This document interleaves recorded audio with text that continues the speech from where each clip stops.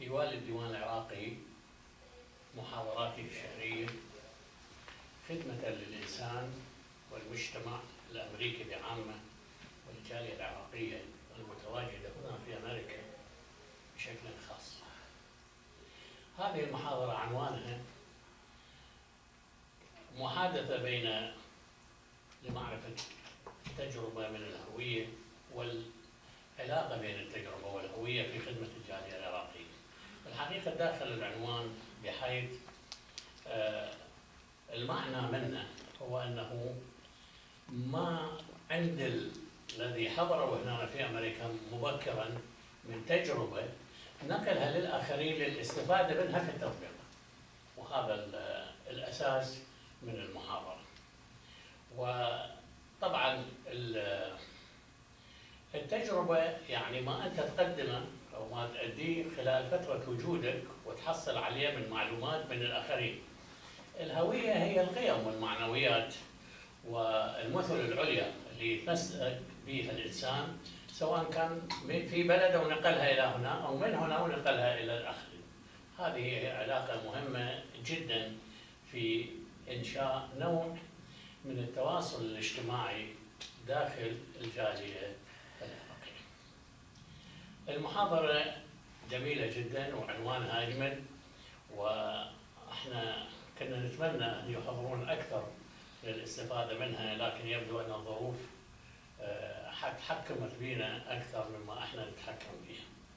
المحاضرة راح يقدمها الأخ الأستاذ المهندس ياسر أحمد شلال، هو العضو المؤسس للديوان العراقي منذ بدايته وحتى الآن. والأستاذ ياسر وصل إلى أمريكا عام 1966 من العراق بمعية والده المرحوم الدكتور أحمد شلال الذي عمل سفيرا للجامعة العربية في واشنطن. أنهى دراسته الابتدائية والمتوسطة في بغداد، وأنهى دراسته الجامعية في أمريكا. حصل على شهادة البكالوريوس في الهندسة الميكانيكية، وحاول أن يوظف هذا العلم الذي حصل عليه في مجال التطبيق العملي في العمل في الشركات أو في مجال الأعمال الميكانيكية الأخرى. عمل في اختصاصه ما يقارب من 15 سنة في الولايات المتحدة الأمريكية، ثم بمجال إدارة الأعمال والشركات المختلفة. أكسب خبرة كثيرة وكبيرة في علاقاته سواء كانت الاجتماعية أو علاقاته المادية أو المعنوية على مستوى الجالية العراقية وعلى مستوى المجتمع الأمريكي. تخصص في عمل الإنشاءات الكونستراكشن والريل ستيت، وأدار مطاعم عربية على مستوى عالي، وهذه المطاعم العربية كنا نأمل أن تستمر الحقيقة، وأنا حضرت واحد منهم وكان جميل جدا في واشنطن. والمرة الماضية لما رحنا لهناك شفنا أن هذا المطعم أصبح لغير ياسر شلال، فظلت فينا الذكريات اللي عزمنا بها ياسر شلال. من الأعضاء المؤسسين، هو من الأعضاء المؤسسين لمؤسسة ما بين النهرين، اللي هي هذه مؤسسة الموسوبوتوميا اللي تأسست عام 1991، وهو عضو إداري أيضا في ADC اللي احنا حضرناها معكم في ذلك الوقت، وعضو مؤسس في الديوان العراقي. ونتمنى للديوان العراقي أن يكبر مع الأيام بالمؤازرة والمعاضدة، ليست بالمعاضدة المادية، فالمعاضدة المادية احنا مستعدين لها يعني على قدر ما نملك، وهو ياسر العنصر الفعال والأهم فيها، وإنما المعاضدة المعنوية اللي يزيد وتقوي من قيمة ومعني الديوان العراقي. يتفضل الأخ الآن بعرض آراء الحوارية مع الأخوة، ونتمنى أن تكون آراء صائبة. تفضل. شكرا دكتور، شكرا أستاذ، شكرا للحضور. While the conversation will probably vary both in English and Arabic, as is the case here. We are Iraqi-Americans, and I feel 50-50 at this point in my life. I did a little bit of research. I've done some study into the subject clearly over the years, but recently, and it's kind of an enlightening aspect of this, is that Iraqi-American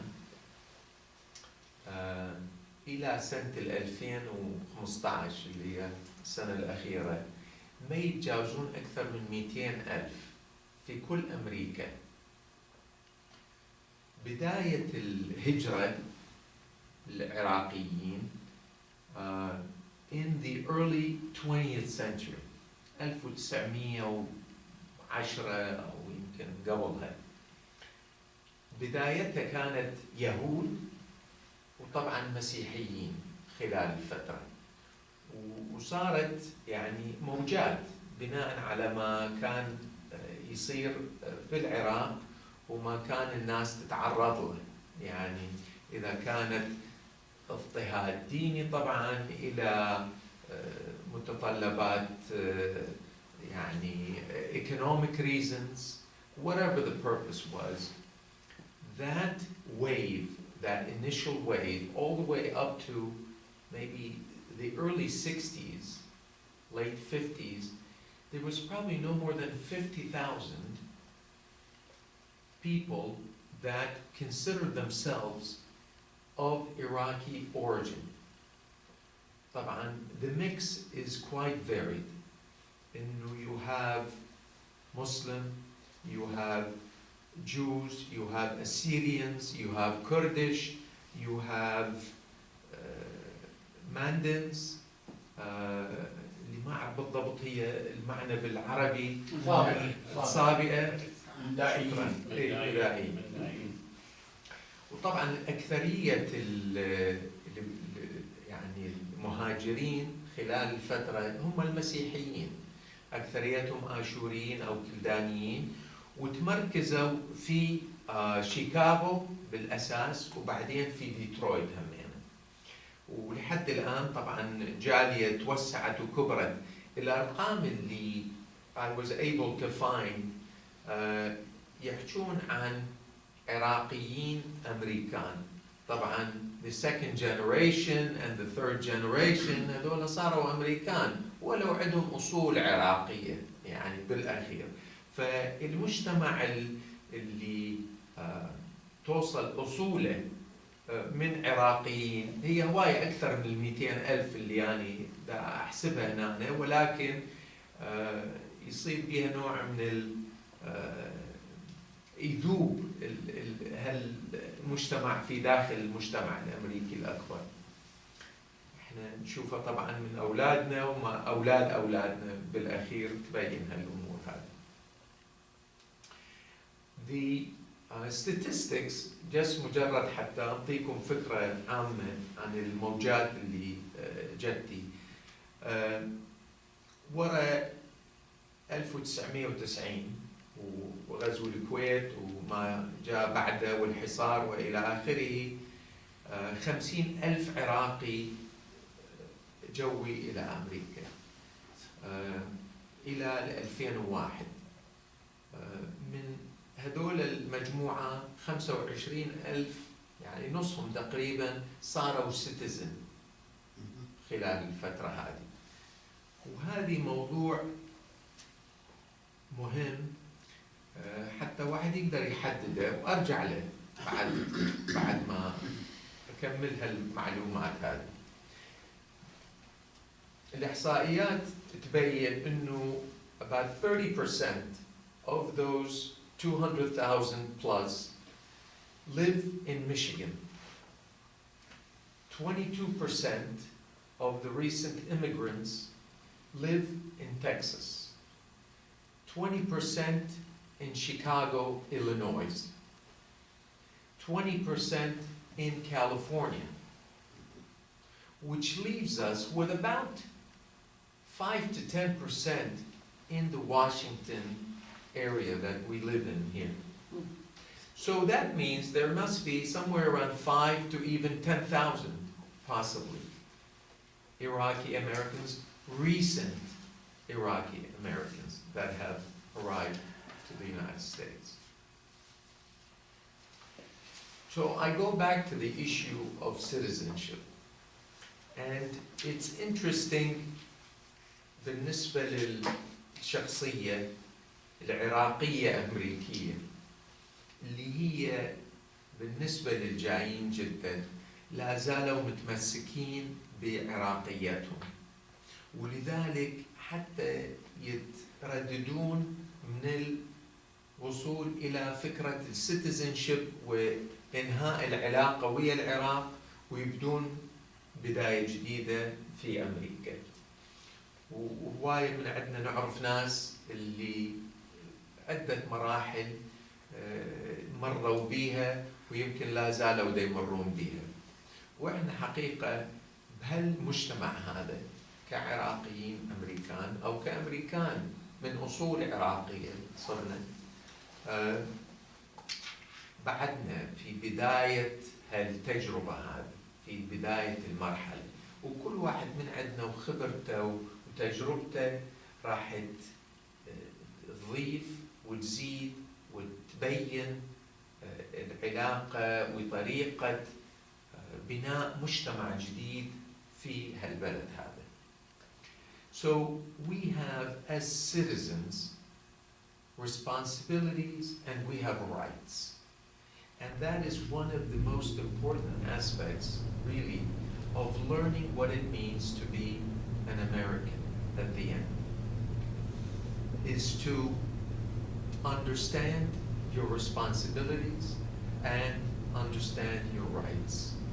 As citizens, we can vote, which is a very important part, and I urge everybody, and I'll look right to the camera also, because I'm hoping that more people will see this conversation, and to urge them to go out and vote, regardless of who you may, although I have a choice. And I think it's pretty obvious at this point what the country hopefully will make the right decision. The challenges in this country as we progress and as we move from the position of being totally traditional Iraqis to being more involved with the community and with the larger place that we live, it challenges us to understand the past and learn from what we are noticing and seeing around us. And there is a balance to be had between what is Iraqi good and what is American good. There is bad on both sides, and it is important to really guide the process in a way that you can benefit from both the tradition and what the past has brought with us, and الأشياء اللي نتعلمها من هذا المجتمع المفتوح الديمقراطي اللي عنده مجال اللي يفتح المجال. أهم موضوع في أكثر العوائل العراقية هو تربية أولادهم، وبعدين especially دور المرأة، دور المرأة ودور البنت الابنة, the daughters, as well as the sons in any relationship. And this has created a lot of issues for many of the new immigrants. As I was reading to follow up on this gathering today, I noticed that there was an incident back in 1995, 96 in Illinois, I think it was. A man who had two daughters, ages 14 and 16, that were getting to be teenagers and rebellious in the process, had a hard time understanding how to deal with them and how to handle that situation. And he decided the best thing, زوجوهم وخلصوا منهم. Well, as you all know, underage marriage is against the law in this country, although it happens in Iraq, not totally unusual for those things to happen. So it is that process that has to be discussed, opened, and explained, and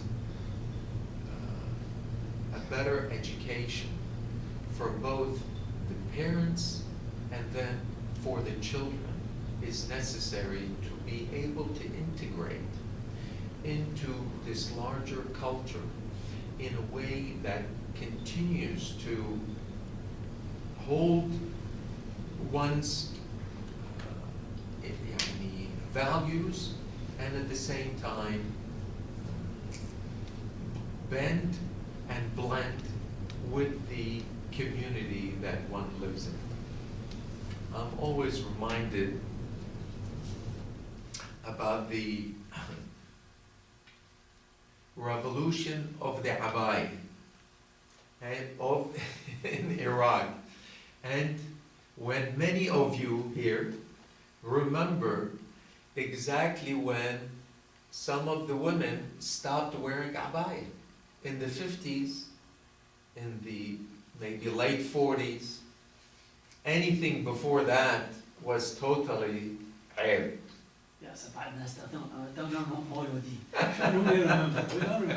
So some of those others would remember that. And I think that is exactly the kind of example that I end up discussing and arguing with and against when somebody says, no, we cannot change, we cannot make any difference, we cannot have any modification to the way we are, this is the way we are, and this is the way it has to be. Well, your mother and your bibiya possibly decided to take off the abai, and it made an issue at the time. So it is the same sort of change that is going to happen within our community here, and we have to learn how to accept it, to modify it, to understand it in the best possible way. I had read Ali Al-Wardi's book about the Iraqi personality, and many of you know the history of that book and what he discussed. And there is a contradiction.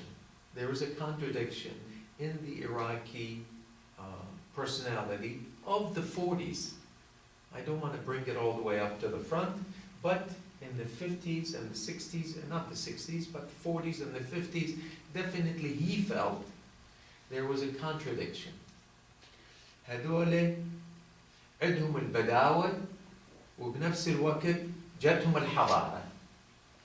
فلذلك it was a very hard clash between those two and how they had to overcome and to deal with it and to understand it, and it still goes on. I'm sure it still goes on. And as we all know, the stories coming from Iraq, whatever progress, and we put that in quotes, that has happened with the social circumstance of people, there has been steps almost, I want to say, backwards in a way, that have slowed and have reversed some of the advances for women's rights, which is the main and important aspect of the advancement of any community at the end of the day. And I would hope that the future will simply mean this is a small bump in the road toward a better condition. Thank you.